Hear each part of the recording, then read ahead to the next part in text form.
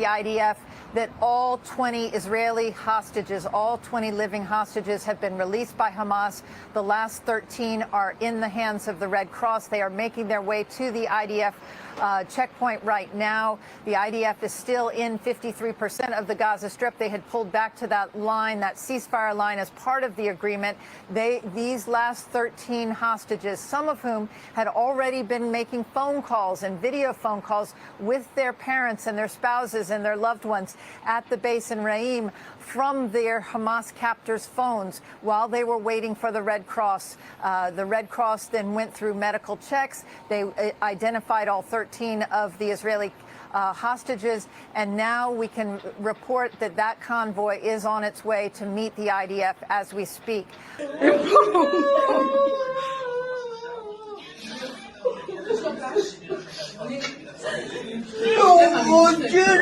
אתה חייב לשתות קצת, נשמה, טיפה טיפה.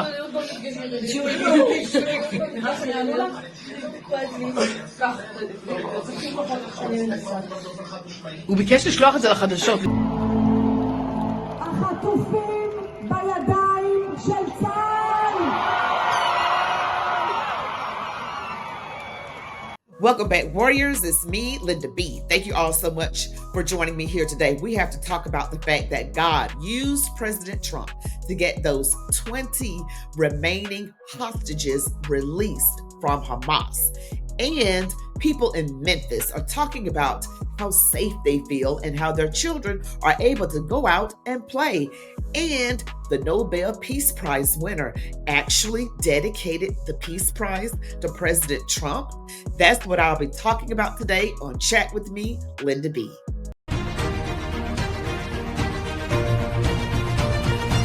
All right, warriors, you know what to do. Don't forget to give me that thumbs up. It really helps my videos go out farther into YouTube. Comment, share, subscribe to my channel, select all notifications. Stick around to the end. Let's go. All right, warriors, the hostages have been released. As of this recording, they are currently receiving medical treatment. They have been released. This is amazing. As you saw from the video at the head of this video, you see people celebrating. Oh my gosh.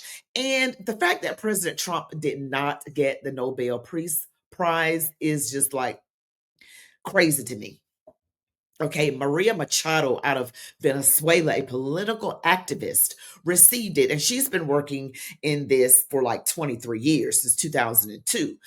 I mean, yeah, she's done some great things, but President Trump, by all accounts, he's ended 8 wars. Okay, 8 wars. And, well, this happened after the Nobel Peace Prize, but still, in my opinion, President Trump should have received the Nobel Peace Prize. But María Machado wanted to dedicate it to President Trump, and she did. And they decided to dedicate it to President Trump because he deserves it. Because not only has he been involved in only a few months in solving 8 wars, but his actions have been decisive to have Venezuela now at a threshold of freedom after 26 years of tyranny that have destroyed the lives of millions of Venezuela, destabilized the region, and undermined the institutions in the United States, because having Venezuela as a safe haven of the enemies of the United States and using our territory and our resources to hurt the American people and American institutions is certainly a threat to the national security of the United States and the security of the hemisphere. But President Trump has been very clear, courageous in terms of dismantling this criminal structure. And on behalf of the Venezuelan people, I reaffirmed our gratitude and our commitment to this cause for the whole America. So I insist he deserves it. There you go. María Corina Machado of Venezuela received the 2025 Nobel Peace Prize, but she said that she's dedicated it to President Trump because he deserves it. And so that is what happened with that. And I think you have to be a certain type of way to win the Nobel Peace Prize. Like you have to be liberal or like some neocon or whatever. I don't know. They seem to have like a pattern of who they award this medal to. Anyway, let's get into some Memphis people. Okay. Memphis, Memphis, Memphis. People are out here feeling safe. I am so happy for you guys. I am just waiting to hear the Chicagoans feeling the same way. But you know, your mayor and your governor tend to be more cooperative with the current president. Okay. So now we're going to hear from some current people talking about what President Trump is doing. Now, some of these people actually live in the city of Memphis, and they know all too well about how safe it feels. Let's watch. I am so happy for the people of Memphis right now. Like, I'm seeing so many people coming out, like people that look like me, come out and say how happy they are that the military or the feds have been in Memphis. And I am so freaking happy for you guys. Because here's the thing. Don't nobody supposed to be in their house that they pay so much money for, or live in a neighborhood that life in general is so expensive, and you pay all this money and you're so unsafe. Some of y'all might get mad at me.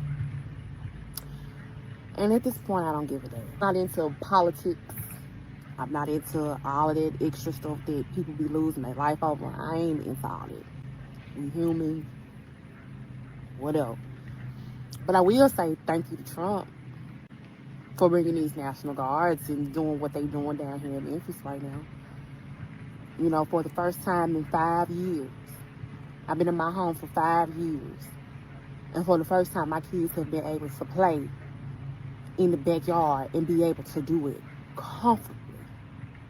I haven't heard a gunshot in 2 weeks. I haven't seen strange people walk up and down the street. Just a few weeks ago, I had somebody walk on the side of my house. None of that action's going on. I haven't seen no young YNs at the store posted. I haven't seen an Infinity fly past me in weeks. I'm sitting on my porch right now, and I'm watching kids outside playing. People outside walking with their kids, stuff I ain't never seen before living in my neighborhood. But all because we feel safe in this environment, unfortunately because of the things that are happening here in the city. I hate it had to be this way, but I'm happy. I'm happy. Honestly, I truly feel that this is just a band-aid to the problem. I don't think this is going to completely fix everything. But to have a moment of peace, just thank you, Jesus. It took Trump 2 weeks to clean up the crime in Memphis. The residents are saying they never felt this safe. They're showing that the kids, they are outside playing, and they're saying that they haven't heard gunshots. They've never been able to feel this safe. And some residents are saying in 5 years. And you expect the Democratic Party, Brandon Johnson and J.D. Pritzker, expect us to believe crime is down. I keep telling you all, it's nothing you can tell us. When crime is down, the residents will know crime is down. We feel it. We can tell it. We know that we are safe. We can go outside and say, hey, crime is down, because we know what's going on in our community. How dare Brandon Johnson and J.D. Pritzker try to convince us in Chicago that crime is down when Brandon Johnson have 150 police detail following him and his family around everywhere they go. In Memphis, says she's grateful because the last 2 weeks it's been quiet, it's been peaceful. Her kids have been able to play. And y'all have a problem with that? It's becoming real clear who the enemy is. When you put your politics above the safety of Black women and Black children, you have completely lost the plot. And the mayor of Memphis is a Black man. He's been in office since January 2024. He's had a year and 9 or 10 months to do what Trump did in 2 weeks. One brother from Memphis said they rounded up 16 convicted murderers. Like, what? And how often do Black women say, part of the reason we're not soft, we're not feminine, is because we always have to have our guard up. We don't feel secure. We don't feel safe.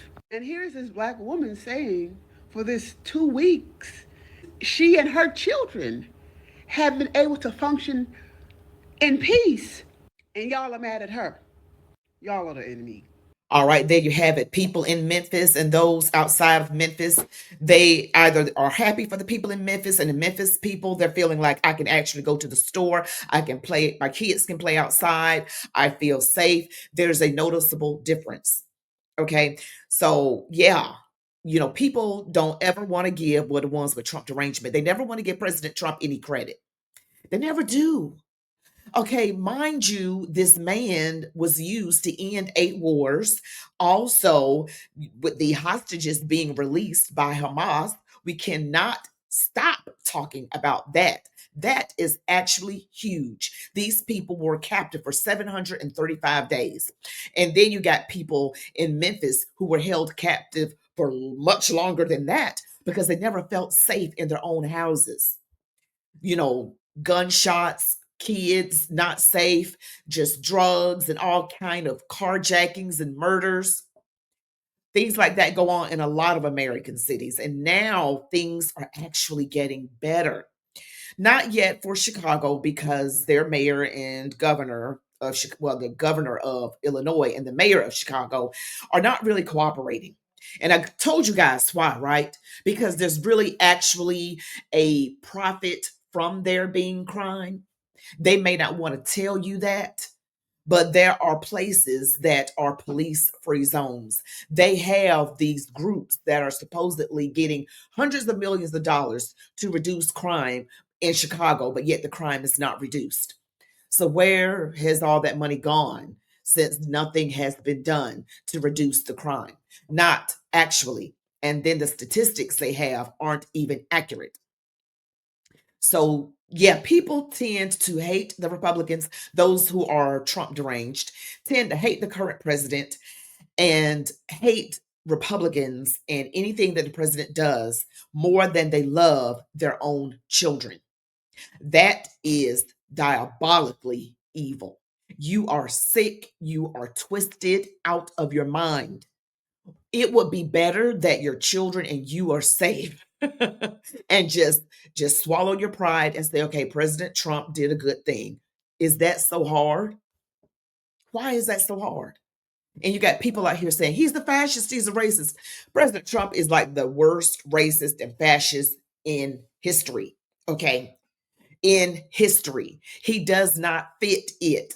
Okay, I'm gonna tell you who the real fascists are. Those are the demon rat politicians who don't care about the safety of their own communities that they are over. Brandon Johnson, you suck. JB Pritzker, you suck. All of you guys are terrible. Gavin Newsom, any and everybody that is a Democrat, a crooked Democrat politician who is doing nothing significant to reduce the crime, and your communities who voted you in, and you have the absolute unmitigated gall not to really care, not to do anything, as long as your pockets are being padded. You all have your own personal security, but you don't care anything about little children being able to safely play in their own backyards. But you have all of this security, right?